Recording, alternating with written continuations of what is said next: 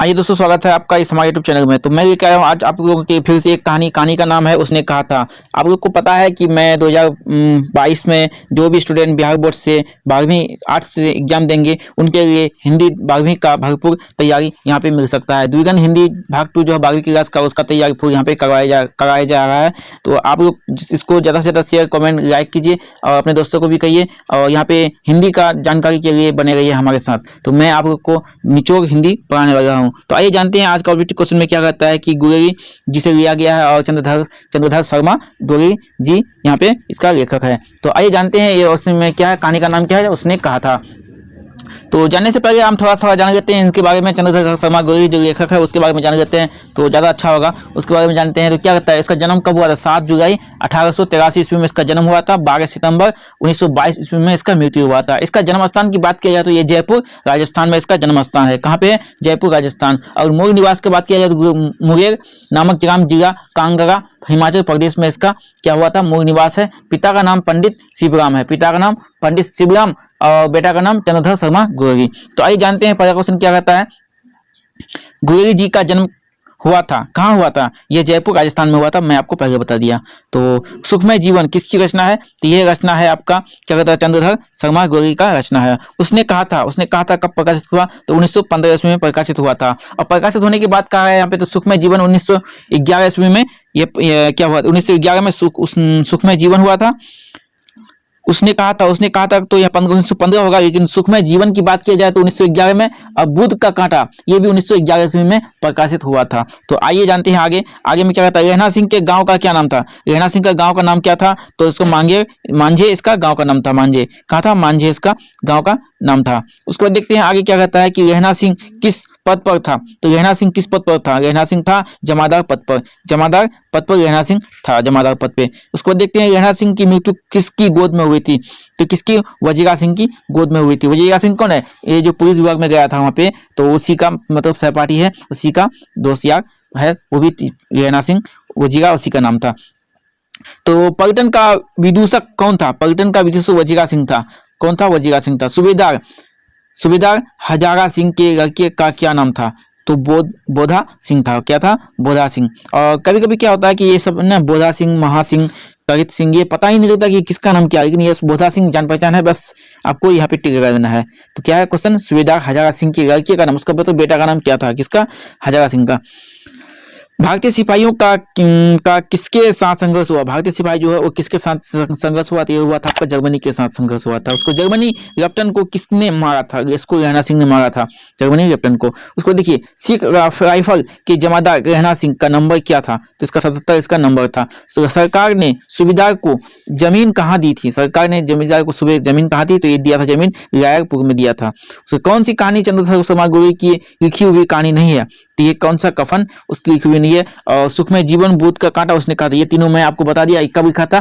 तो ये आपका सुखमय जीवन और बुध का कांटा 1911 में, और क्या उसने कहा था 1915 ईस्वी में। बस 3 साल का डिफरेंस है, 4 साल का। अब देख लीजिएगा। उसके बाद गुरेरी जी की किसके मूल निवासी थे? ये कहाँ का मूल निवासी? गुरेरी का मूल निवासी था। कहाँ का? गुरेरी का मूल निवासी था। यहाँ पे अंधुका खाएगा। देखिए उसके बाद देखिए अब कछुआ धर्म किसका निबंध है? तो ये गुरेरी शर्मा गुरेरी का निबंध है कछुआ धर्म। निबंध की बात किया जाए तो निबंध में और भी सब भी निबंध है जिसका नाम है यहाँ पे मोरेलिया मोही कुठाव, पुरानी हिंदी, भारतवर्ष, डिंगल, संस्कृत की टिपरारी, देवांग प्रिय, ये सब निबंध है। तो ये सब भी याद रखिएगा थोड़ा थोड़ा। आइए जानते हैं आगे कौन सा निबंध गुरेरी शर्मा जी की नहीं है? तो कौन सा है? मजदूरी और प्रेम ये नहीं है। दिवांग प्रिय है। उसके बाद क्या कहता है? पुरानी हिंदी है। मारिस मोहिठिम कुठाव है, मैं पहले भी बता दिया इसको। देखिए कुरमाई का अर्थ क्या होता है? उसने कहा था ना तेरी कुरमाई होगी, तेरी कुरमाई हुई। तो कुरमाई का अर्थ होता है जब सब्जी लेने जाती थी वहां पे पूछती थी, वही बता रही थी कुरमाई हो गई, तो इसका कुरमाई का मंगनी होता है। तो बोधा कौन था? बोधा सूबेदार हजारा सिंह का बेटा था। बोधा कौन था? किसका बेटा था? तो सूबेदार किसका बेटा था? बोधा। तो सूबेदार हजारा सिंह का बेटा का नाम बोधा था। रहना सिंह क्या था? रहना सिंह एक जमादार था। रहना सिंह क्या था? एक जमादार था। चंद्रधर शर्मा गुरेरी की कहानी कौन सी है? तो इसका कहानी कौन सी है? इसका है उसने कहा था, ये उसका कहानी है। उसको देखिए, कछुआ धर्म किसकी कृति है? कछुआ धर्म चंद्रधर शर्मा गुरेरी की है। कछुआ धर्म पुरानी हिंदी रचना है। पुरानी हिंदी रचना क्या? चंद्रधर शर्मा गुरेरी उसने लिखा था ये पुरानी हिंदी। उसने कहा था कहानी में किस शहर का चित्रण किया गया है, तो अमृतसर में जो उसका किया गया है, अमृतसर में उसका रह रहा था, वहीं का चित्रण किया गया है। तो आगे क्या उसने कहा था कहानी में किस शहर का चित्रण है, तो अमृतसर में है। ये क्वेश्चन तो डबल हो गया है। हाँ, तो रहना सिंह के गांव का क्या नाम था, रहना सिंह का गांव का नाम था मांझे। मांझे रहना सिंह का गांव का नाम था और इसका मूल निवास था मुंगेर ग्राम नामक जिला कांगड़ा हिमाचल प्रदेश। कहाँ था, हिमाचल प्रदेश था। और क्या कहता है कि मांझे, ये मांझे थोड़ा यहाँ पे किताब से तो हट के आ रहा है, लेकिन मांझे शायद होगा मांझे, तो मुंगेर इसका मूल निवास था, ये याद रखिएगा। तो आइए रहना सिंह की किस पद पर था, तो ये जमादार पद पर था। रहना सिंह की मृत्यु किसकी गोद में हुई थी, वजीरा सिंह की गोद में हुई थी। कैप्टन विदुषित कौन था, वजीरा सिंह था। सुबेदार हजारा सिंह के बेटे का नाम क्या था, बोध गया, ये आपको पहले भी बता दिया है। भारतीय सिपाही संघर्ष किसके साथ हुआ था, जर्मनी के साथ हुआ था। उसके बाद देखिए क्वेश्चन नंबर क्या कहता है, यहाँ पे आगे कहता है कि उसने कहा था कहानी का प्रकाशन 1915 में। अच्छा, भट्ट जी को किसने अंग्रेजी साहित्य के एडिशन और स्टिक की श्रेणी में रखा था, तो ये रामचंद्र शुक्ल ने रखा था। किसने, रामचंद्र शुक्ल, आपका है यहाँ पे सी नंबर में। कहाँ, सी नंबर में।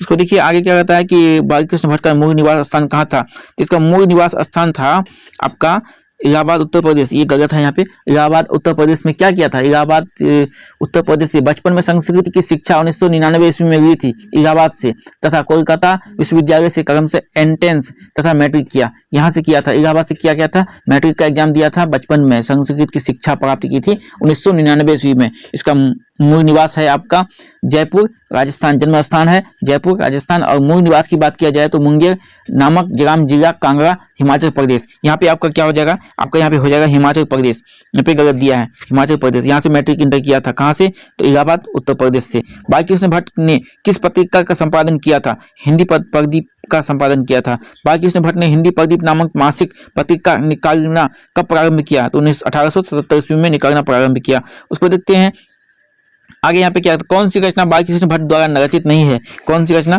बालकृष्ण भट्ट द्वारा रचित नहीं है, तो ये मेघदूत है, मेघदूत इसका रचना नहीं है। मेघनाथ वध, वेणी, संहार, पंचावती, ये तीनों है इसका। उसको कौन सा उपन्यास बालकृष्ण भट्ट द्वारा रचित नहीं है, ये भी यहाँ पे औजान एक सुजान, 100 अजान एक सुजान, ये बालकृष्ण भट्ट द्वारा रचित है।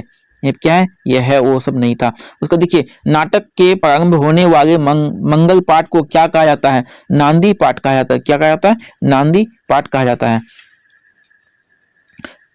रॉबिन्सन क्रूसो को कब तक मनुष्य का मुख देखने को नहीं मिला था, तो ये 16 वर्ष तक मनुष्य का मुख देखने को नहीं मिला था, 16 वर्ष तक वो बाघ जंगल में था।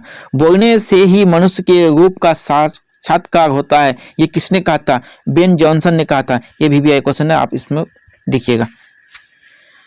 असल बातचीत सिर्फ दो व्यक्तियों में ही हो सकती है, ये किसका मत है, ये किसका, एडिसन का मत है। कौन, एडिसन का मत है यहाँ पे। और बेन जॉन ने क्या किया था, बोलने से ही मनुष्य के रूप का साक्षात्कार होता है, मतलब बोलचाल करना चाहिए।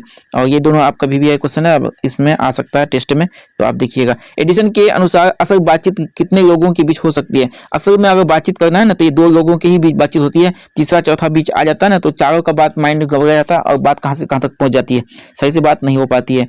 तो कितने लोग बात करना चाहिए, 2 लोग बात करना चाहिए। चलिए आज का क्वेश्चन इतना हो रहा है, और वीडियो पसंद आए तो लाइक शेयर कमेंट जरूर कीजिएगा। धन्यवाद।